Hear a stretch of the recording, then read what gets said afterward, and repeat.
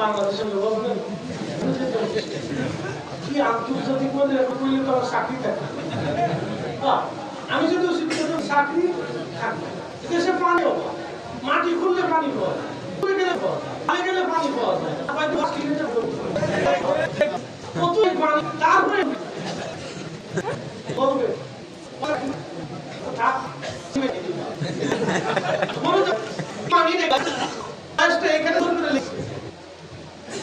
বয়সটা এখানে সুন্দর লিখে দিছে কতদিন পর্যন্ত এটা থাকবে।